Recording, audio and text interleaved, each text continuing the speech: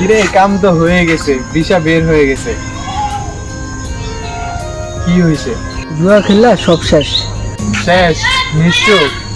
যা আর চান্দিতে সগিয়া ঘুমা যা। কি আর করার, এই জুয়া খেলতে কতবার না করছি।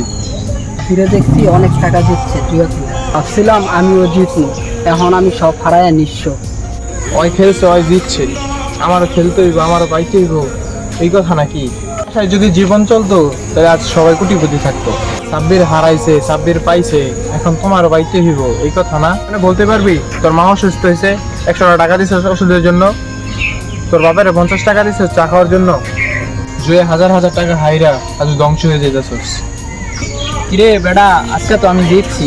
তখন মতো কাটা পোলাপানের জন্য এলাকাটা ধ্বংস হয়ে যেতেছে।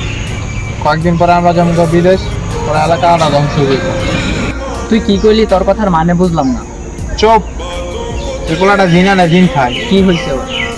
তুই জুয়া খেলাত নামাই দিছস, মতো পোলাপানটা জানোস কি করা উচিত?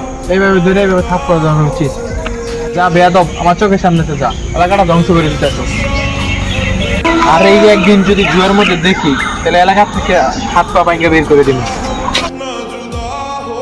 আজকের পরে তুই যদি জুয়া খেলোস তোর কপালে শনি আছে, যা আমার 2 চোখের সামনেতে যা যা। দেখ, আর জুয়া টুয়া খেলিস না, ঠিক আছে? জিয়াত লোকটা কিন্তু ভালো না, এলাকার মধ্যে ওই ছেলেটা খারাপ, ঠিক আছে? ওই পরে তোর হাত পাও ভাঙ্গা দিব, মাইরা দিব, কিছু করতে পারবি না, ঠিক আছে? আর জুয়া টুয়া খেলিস না। সাব্বিরও খেলছিল, তাই আমিও খেলছিলাম। আর সাব্বিরে খেলছে, তাই কি তোর খেলতে হইব? আচ্ছা, আর খেলবো না। আচ্ছা, আর কখনো খেলবি না, ঠিক আছে? আচ্ছা।